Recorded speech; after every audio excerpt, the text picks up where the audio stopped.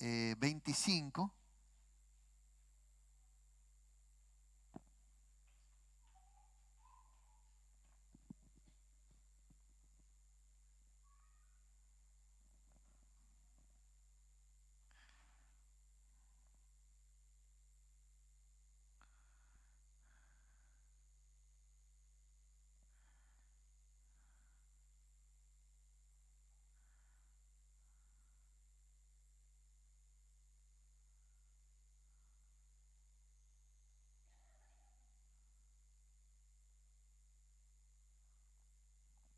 Perdón, capítulo 26, un capítulo más de Segunda de Crónicas, donde tenemos la historia del rey Usías. Estamos estudiando a través de la Escritura la historia de los diferentes reyes de Israel, porque allí vamos viendo el proceso de cada uno de ellos, sus errores, sus defectos, pero también sus virtudes, y vamos aprendiendo acerca de los logros que han tenido, principios bíblicos. Y de esos principios bíblicos también aprendemos, digamos, cosas que no tenemos que hacer nosotros para poder agradar a Dios y para que en la vida, en realidad, nos vaya bien. Y dentro de esta historia, él viene de la... Usías es hijo de Amasías. Amasías también fue un buen rey, nada más que tuvo un gran problema. El problema del orgullo, cuando les empezó a ir bien a cada uno de ellos, se enaltecían y cuando alguien les quería llamar la atención, se enojaban. Y allí estaba su gran problema, porque cuando cometían errores, Dios mandaba un profeta que les llamara la atención y ellos se enojaban contra ese profeta. Y es como una cuestión de familia, porque a todos les estaba pasando lo mismo. Y aquí encontramos a Usías, que fue un gran rey en lo general. Podemos mirar su vida. Tuvo un comienzo muy bueno y luego a su final tuvo un fracaso de su vida por enaltecerse, enorgullecerse y por cometer pecados que en contra de Dios, hacer algo que no tenía que hacer, y allí por eso le fue mal. Pero en función del gobierno le fue bien, porque al gobierno de ellos le fue bien, y en función del pueblo, también el pueblo pudo disfrutar un bienestar por causa digamos, del ministerio de esta persona. Bueno, antes de arrancar, le digo un par de cositas para que las vaya teniendo en cuenta. Él tenía apenas 16 años cuando empezó a gobernar, porque su padre muere y entonces necesitaban poner a alguien a cargo, y quedó con 16 años al frente del gobierno.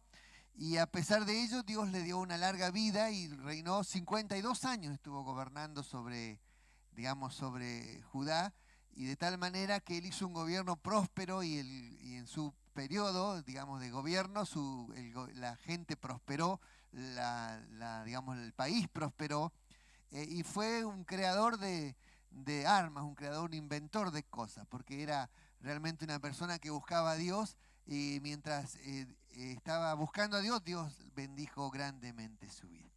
Leemos desde el versículo 3, capítulo 26, le dije, versículo 3 dice lo siguiente: de 16 años era Usías cuando comenzó a reinar, y 52 años reinó en Jerusalén, y el nombre de su madre fue Jecolías de Jerusalén, e hizo lo recto ante los ojos de Jehová, conforme a todas eh, a las cosas que había hecho Amasías su padre. Y persistió en buscar a Dios en los días de Zacarías, entendido en visiones de Dios, y en esos días que buscó a Jehová, él le prosperó. Y salió y peleó contra los filisteos, y rompió el muro de Gat, y el muro de Jamnia, y el muro de Asdod, y edificó ciudades en Asdod y en la tierra de los filisteos. Y Dios le dio ayuda contra los filisteos y contra los árabes que habitaban en Gurbal, dice, y contra los amonitas. Y dieron los amonitas presentes a Usías, y se divulgó su fama hasta la frontera de Egipto, porque se había hecho altamente poderoso. Y edificó también Usías torres en Jerusalén, junto a la puerta del ángulo y junto a la puerta del valle, y junto a las esquinas y las fortificó. Asimismo, edificó torres en el desierto y abrió muchas cisternas, porque tuvo mucho ganado. Y así en la Cefela, dice, porque a las vegas y a las viñas y labranzas, y así en los montes, dice, como en los llanos fértiles, porque era amigo de la agricultura.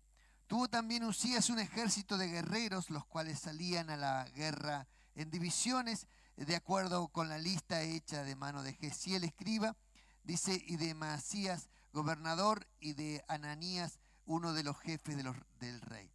Dice, todo el número de los jefes de familia valientes y esforzados era de 2.600, y bajo la mano de estos estaba el ejército de guerra de 300.500 guerreros poderosos, dice, fuertes para ayudar al rey contra los enemigos. Y Usías preparó para todo el ejército escudos, lanzas, yelmos, corceteles, arcos, ondas para tirar piedras.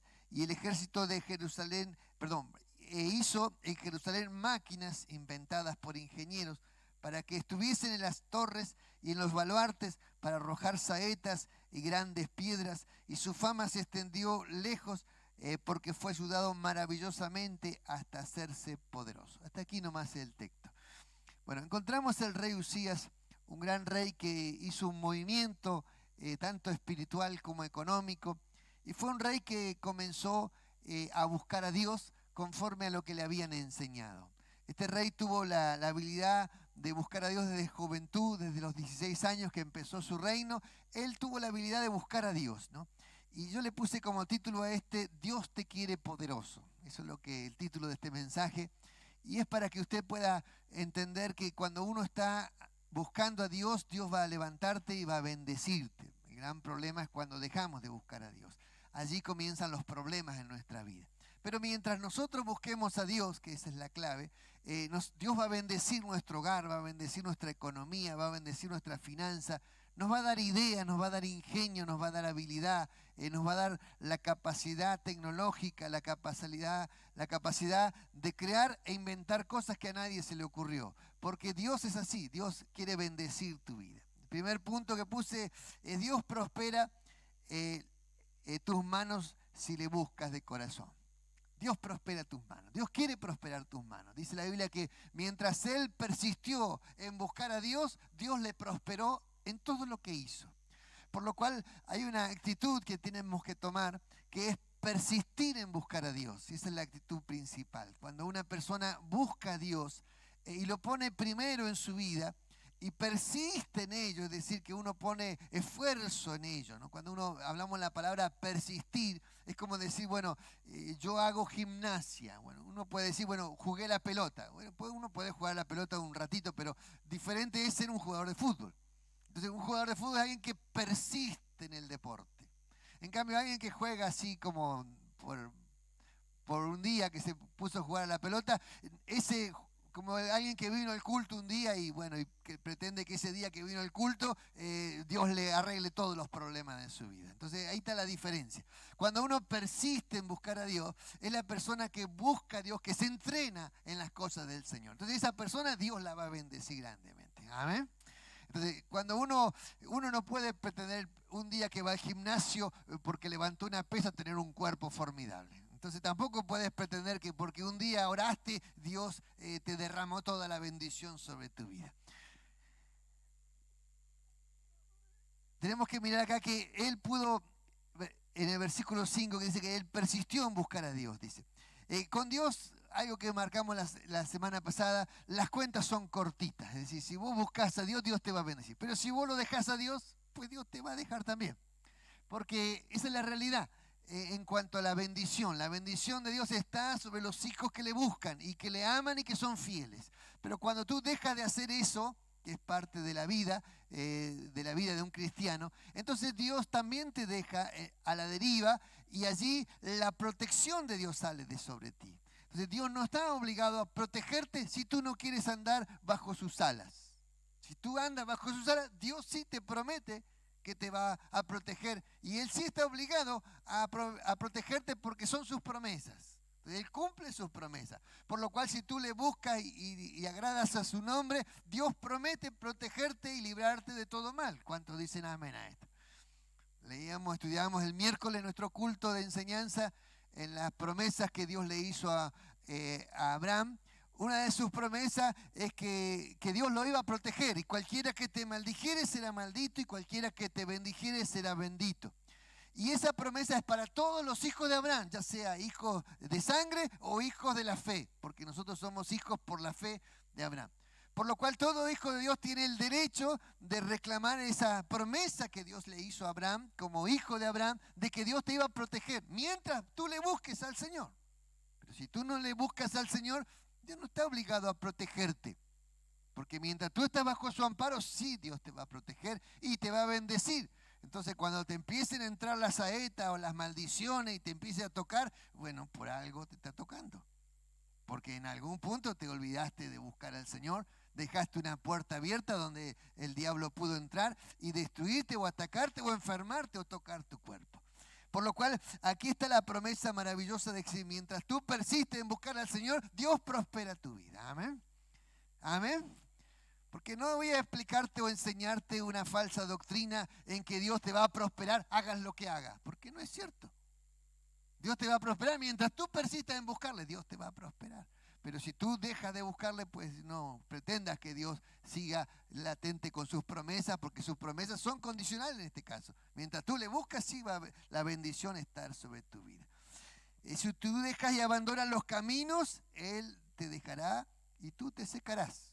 Porque así dice, apartados de mí, dice, nada podéis hacer fuera de mí. Y dice la Biblia que todo pámpano que es cortado, se seca. Simplemente se seca. Y así es como nosotros nos secamos cuando dejamos de acercarnos a Dios, porque Dios es para nosotros como el agua para las plantas. Entonces una planta reverdece y da fruto porque si está bien regada. Entonces cuando nosotros venimos a su presencia, buscamos su rostro, Dios trae ese verdor nuevamente a nuestras vidas y rejuvenece nuestra alma, nuestra fuerza, nuestro ánimo, nuestro espíritu se rejuvenece, aún nuestra mente se rejuvenece, nuestras ideas se rejuvenecen, nuestras ganas de trabajar, de vivir, de proyectarnos en la vida se rejuvenece cuando buscamos al Señor. Amén. Pero si dejamos eso, entonces comenzamos a alejarnos. Simplemente es como cuando uno corta una planta que la podó y capaz que la viña quedó enredada en el alambre y sigue ahí, pero ya está muerta. Hasta puede seguir con un racimo de uva porque lo cortaron y está ahí, pero todo eso se va a secar. Entonces tarde o temprano se seca, pero cuando nosotros permanecemos unidos a la raíz, a la vid, entonces vamos a tener alimentación y vamos a dar fruto. Segundo punto, Dios te da la ayuda contra tus enemigos si le buscas. Por lo cual, algo que sucede acá es que él buscó a Dios y versículos 6 al 9, justamente está esta historia, mostrándonos cómo mientras él buscó a Dios, Dios le dio la fuerza para enfrentar a los filisteos, a los amonitas, y Dios le dio la fuerza para aún atacarlos y destruirle las murallas que tenían, y luego tomar las ciudades y reconstruir esas ciudades nuevamente y ponerlas bajo el dominio del pueblo de ellos que estaban controlando, y así fue como Dios le dio la victoria.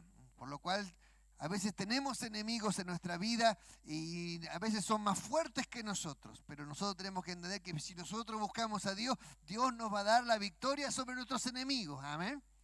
Y eso es lo importante, entender que tal vez nunca no vamos a poder evitar tener enemigos, pero tenemos que aprender a entender que esos enemigos los vamos a poder enfrentar en el nombre de Jesucristo mientras nosotros busquemos a Dios. Amén, fíjese que está la condicionante, mientras nosotros busquemos a Dios. Cuando dejamos de buscar a Dios, ahí donde el enemigo se hace más fuerte que nosotros y ahí donde nos puede pisotear y atacar, porque dejamos de buscar a Dios. Pero mientras busquemos a Dios, Dios nos va a dar la fortaleza que necesitamos para enfrentar a nuestros enemigos. Conquistó tierras, peleó contra los filisteos, los amonitas, dijimos allí. Dios le dio la ayuda en las batallas contra sus enemigos. Fue ayudado milagrosamente contra sus enemigos. Y aquí está lo maravilloso que Dios tiene, que es su mano poderosa. Cuando el pueblo de Israel estaba conquistando la tierra prometida, Josué tuvo la experiencia maravillosa de ver cómo Dios lo ayudaba. Aún cuando no podía pelear contra sus enemigos porque se le iban escapando, dice que la avispa lo ayudaba, porque la mandaba avispa para que picaran a sus enemigos. Y también el granizo del cielo cayó contra sus enemigos y murieron más por el granizo del cielo que por los que había matado Josué. Es decir, Dios te va a ayudar. de una forma u otra te va a ayudar. Con la naturaleza, con lo que sea, va a mandar su mano poderosa para ayudarte contra tus enemigos. ¿Cuántos dicen amén? Dios va a ayudarte contra tus enemigos. Entonces, cuando nosotros buscamos a Dios, tenemos a Dios de nuestro lado y Él pelea nuestras batallas, así como pasó en otro de los reyes que hablamos, de que Dios simplemente confundió a ese enemigo y se mataron entre ellos. ¿Por qué? Porque Dios lo estaba ayudando. Entonces, cuando Dios te ayuda, entonces lo que hace Dios es traer la fuerza sobre ti, colocar sobre tu vida la autoridad, colocar sobre tu vida la seguridad, y que tú te plantes en un lugar y Dios va a abrir puertas, va a hacer que los negocios salgan para ti, va a hacer que el otro no pueda llegar a comprar lo que tú quieres comprar, va a hacer que la bendición llegue a tu casa, porque Dios es un Dios de bendición. Amén. Mientras le buscamos. Porque ese mientras le buscamos tiene que estar bien clarito, entre paréntesis, mientras le buscamos. Cuando le dejamos de buscar, recuerde que todo eso se te puede ir en un instante.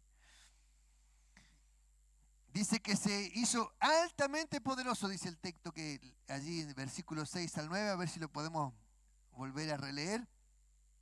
Dice, versículo 9, el 8 dice, y dieron a los amonitas, le dieron presentes a Usías y se divulgó su fama hasta la frontera de Egipto porque se había hecho altamente poderoso. Edificó, dice, las torres en diferentes lugares y se puso a edificar también torres en el desierto. En medio del desierto edificaba torres. ¿Para qué? Las edificaba para custodiar, para vigilar, para controlar. Amén. Para proteger sus ganados, para proteger su tierra. Mire qué lindo lo que hizo, ¿no? Y en tercer lugar, Dios te ayuda, dice, te abre los ojos y te enseña a hacer las riquezas si le buscas. Esa última frase tiene que estar bien clara. Te enseña a hacer riquezas y te abre los ojos. Mientras él estaba gobernando, Dios se le ocurrió mostrarle cómo se hacían las riquezas. Y esto es lo importante que todo creyente tiene que ver. Las riquezas no vienen de la nada, no vienen del aire. Las riquezas se generan trabajando. Esa es la realidad, trabajando. Pero hay que crear las condiciones precisas para generar riqueza. Por lo cual, esas condiciones precisas son crear seguridad y crear paz. Cuando hay paz y hay seguridad, entonces se crean las condiciones precisas. Pero tampoco así, porque sí viene la riqueza. Entonces él se daba cuenta que para que la riqueza llegara había que plantar la tierra. Pero para poder plantar la tierra había que asegurar el riego, el agua, que no faltara el agua. Entonces dice que armó cisternas en diferentes lugares. Empezó a armar cisternas en distintas partes del pueblo, por todos lados. Armó cisternas para asegurar que no faltara el agua. Y después hay una frase que me encanta que dice, porque él era amigo de la agricultura. Me encanta esa frase. Y él tuvo mucho ganado. Entonces aseguró la comida y él era amigo de la agricultura. Entonces usted y yo tenemos que hacernos amigos de la agricultura. ¿Me entiende? Amigos de la agricultura. Pero recuerde que la agricultura sí no es plantar y plantar. Si no le pones riego, no estás allí permanentemente cuidando, entonces tu riqueza no va a venir, tu cosecha no va a venir porque le falta agua. Entonces nosotros necesitamos entender que así se hacen las riquezas. Se hacen trabajando las riquezas. Entonces, allí él creó las condiciones necesarias para hacer las riquezas, ¿no? Esto fue muy importante porque edificó los muros, versículo 9, edificó las torres, dice allí. Dice, abrió cisterna, versículo 10, porque tenía ganado y era amigo de la agricultura. Está esta frase en el versículo 10 allí, en ese lugar. Fortificó su ejército que tenía, y tenía un ejército de élite allí, porque dijo de todos los que tenía, los más valientes, dice, los puso como su ejército de élite al lado de él, y eso dirigían a todo el ejército que tenía en total. Y esto logró que su ejército se sintiera fuerte.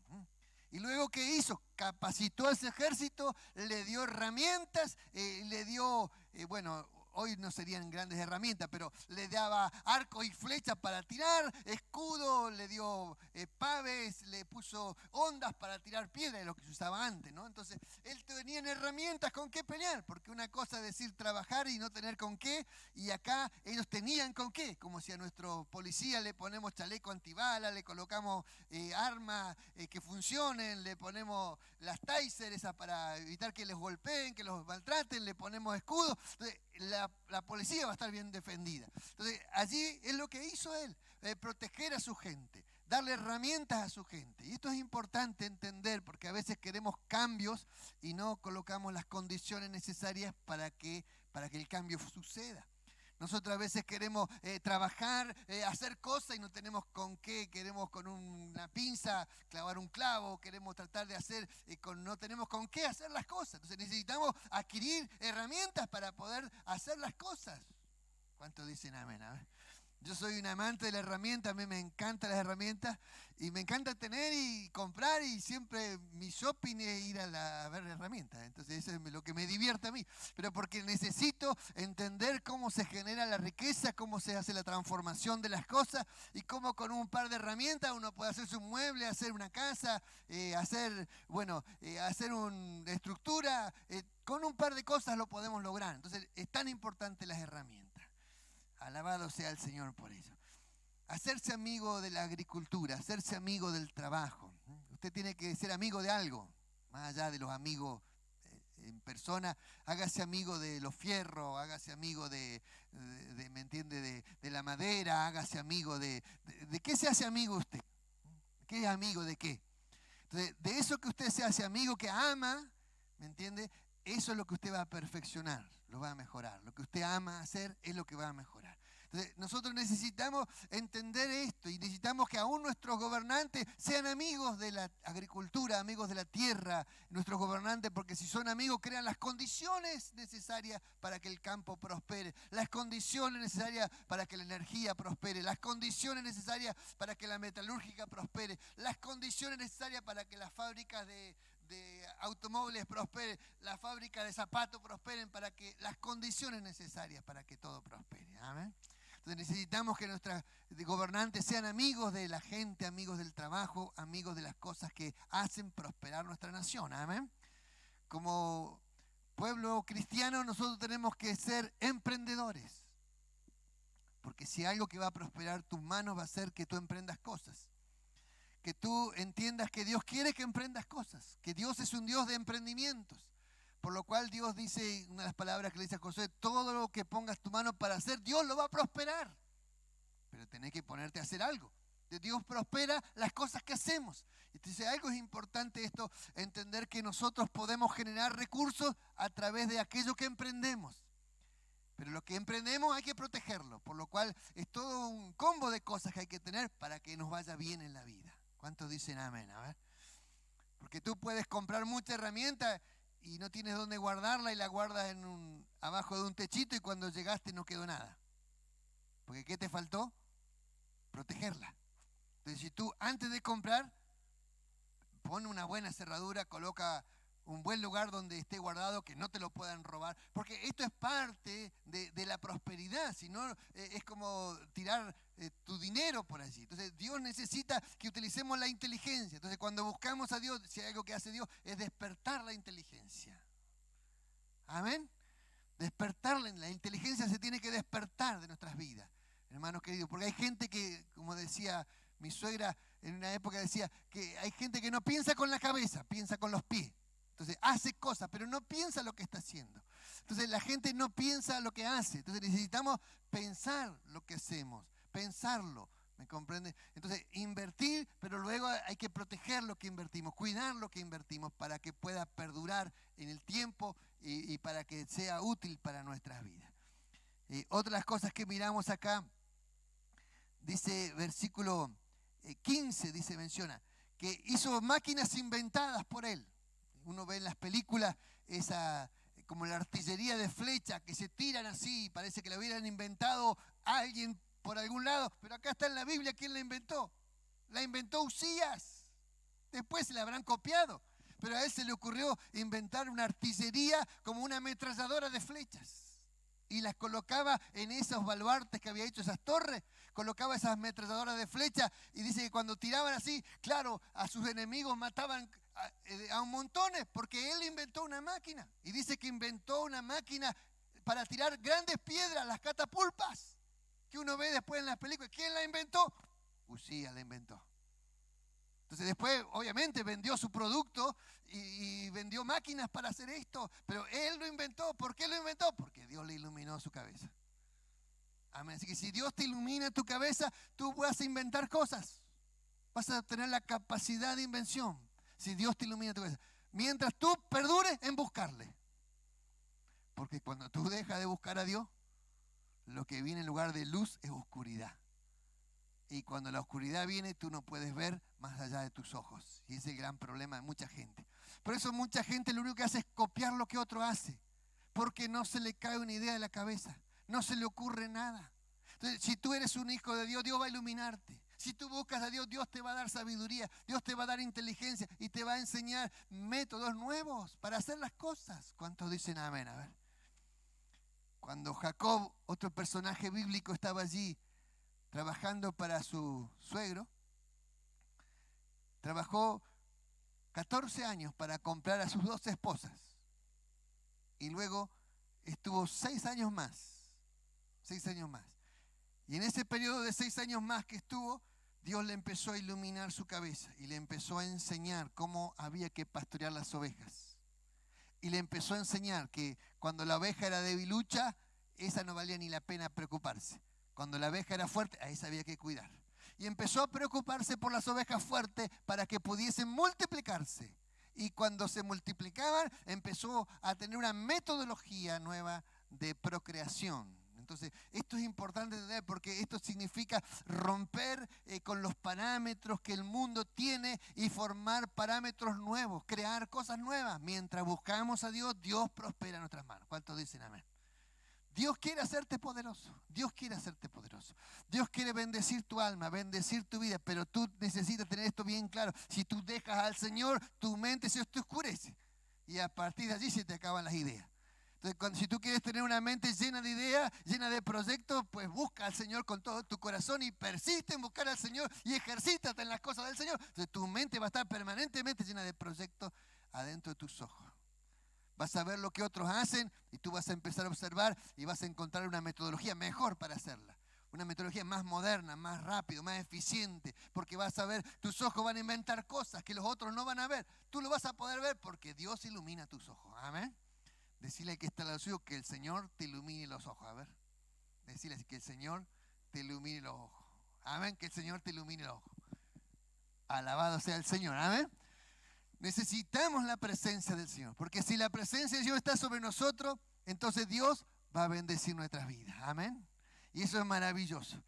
Pero todo este gobierno fue un gobierno maravilloso y hermoso. Durante 52 años reinó y estuvo casi 40 años funcionando perfecto. Pero, versículo 16, mas cuando ya era fuerte, y su corazón se enalteció para su ruina, porque se rebeló contra Jehová su Dios, entrando en el templo de Jehová para quemar incienso en el altar del incienso. Este fue el problema. Porque él se sentía fuerte, poderoso, con autoridad, con creatividad, con capacidad de cambio, con capacidad de progreso. Había progresado el pueblo gracias a sus invenciones y a su capacidad del ejército, y se le envaneció el corazón. Este es el gran problema cuando nos va bien, que el corazón se envanece. Y aquí, ¿qué quiso hacer? Él quiso entrar a la casa de Dios. Quiso entrar a la casa de Dios. Hacer lo que no podía hacer él, porque no le correspondía a él. Porque él tenía que depender del sacerdote. Y cuando uno tiene recursos, tiene poder, no quiere depender de nadie. Por eso dice, yo no necesito una iglesia, yo tengo a Dios en mi casa. Ahí está el gran problema. Ahí está el gran problema. El corazón se envaneció y él quiso traer incienso a la casa de Dios, que no le correspondía a él, solo los sacerdotes podían hacerlo eso. Y se le presentó el sacerdote Azarías, y se le plantó delante al rey, y junto con él 80 sacerdotes se le plantaron, le dijeron, no te corresponde a ti hacer esto. Y él se enorgulleció tanto y se llenó de ira, dice el texto, y levantó el incensario así que él tenía en su mano, y se llenó de bronca contra los sacerdotes, y en ese instante le brotó la lepra en la frente. Fue terrible. Cuando él le brotó la lepra en la frente, él tuvo temor y vino el sacerdote y le revisó y se dio cuenta que era lepra y lo sacaron rápidamente y salió corriendo del templo porque no le correspondía. Y murió leproso. Mientras él estuvo leproso todo el resto de su vida, su hijo tuvo que cogobernar junto con él porque él no podía presentarse adelante de las autoridades así leproso, ni tampoco podía entrar al templo leproso, porque estaba por la ley que era prohibido entrar leproso. Mire el error. El error.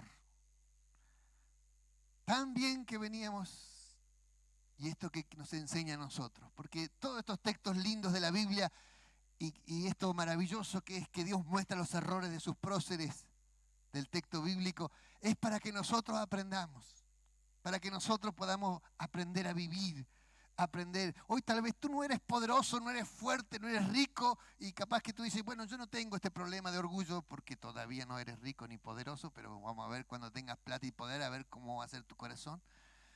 Entonces tal vez tú piensas que eso no está adentro tuyo, pero adentro tuyo y adentro mío también están estas cosas.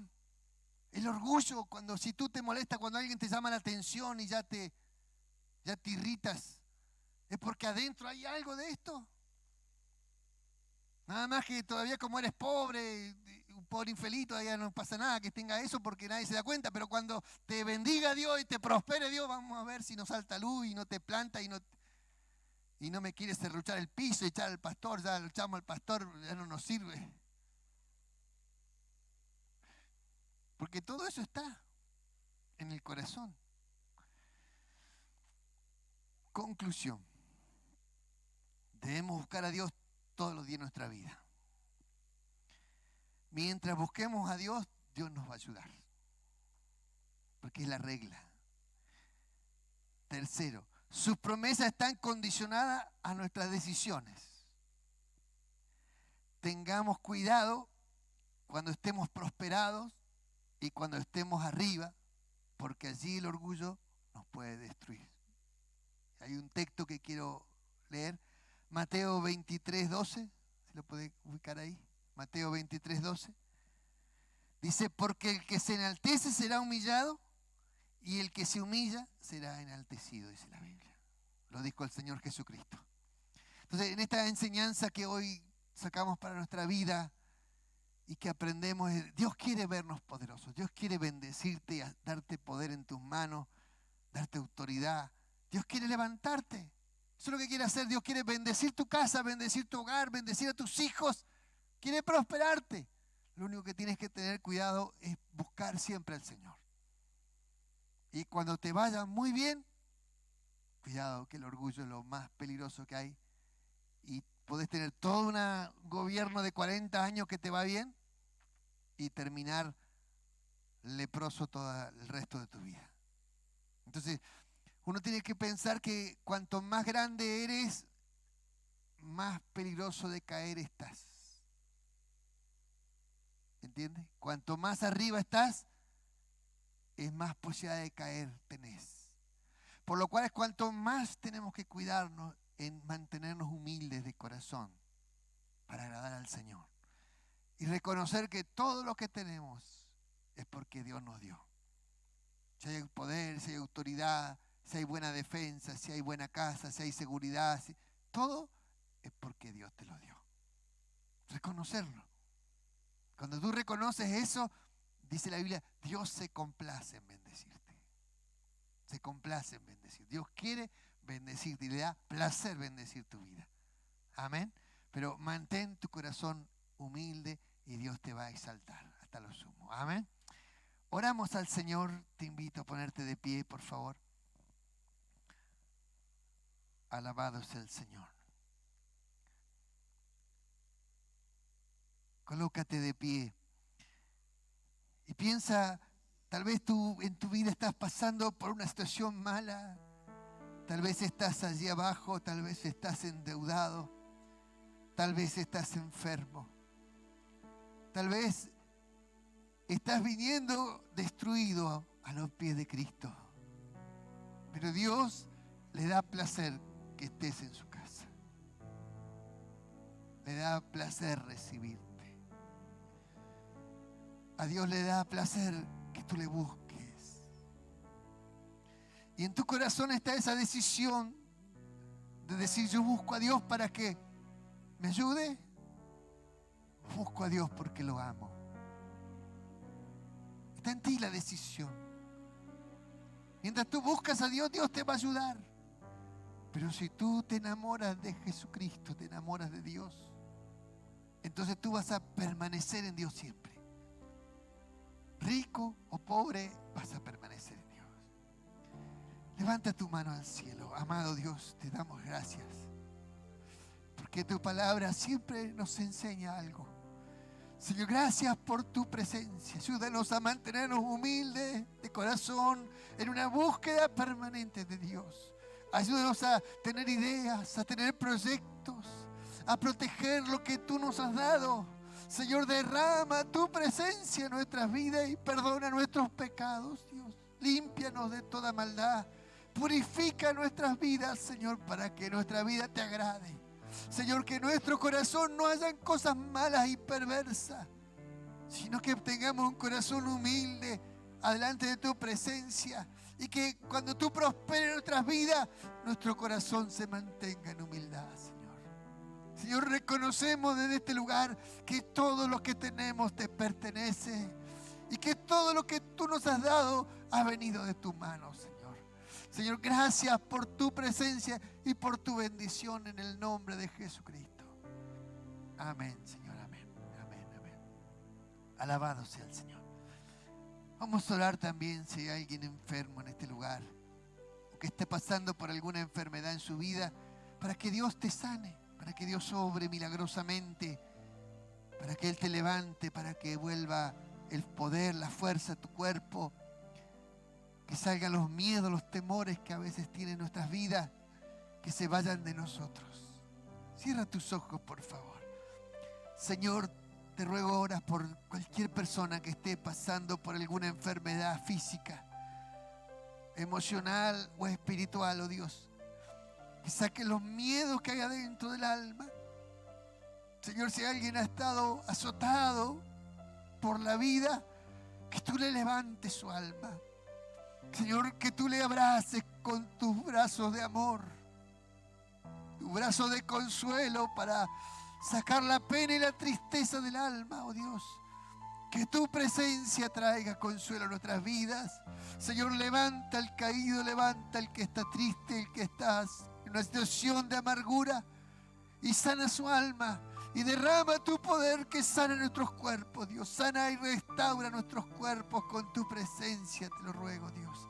Libra de todo dolor, de toda angustia, de todo problema en los huesos, problema en el espíritu, problema en el cuerpo, problema en la piel, problema, Señor. En el nombre de Jesús se van fuera todos los problemas. En el nombre de Jesucristo, toda enfermedad de las tinieblas se va fuera del cuerpo. Todo ataque del diablo se va fuera del cuerpo en el nombre de Jesucristo. Danos poder y autoridad del cielo, Señor. En el nombre de Jesucristo, tu mano poderosa que toca a los enfermos, nos toque, nos sane, nos restaure, Dios. Toca con tu poder su cuerpo, Dios. Sánale a nuestro hermano, Señor. Le bendecimos con tu presencia, Padre. Gracias. Gracias, Señor, porque tú eres milagroso, eres poderoso. En el nombre de Jesús te lo pedimos, Señor. Amén, Padre, amén, amén y amén, amén. Gloria al Señor. Alabado sea el Señor. Yo te invito a abrazar a tu hermano donde está allí, bendecirlo con amor.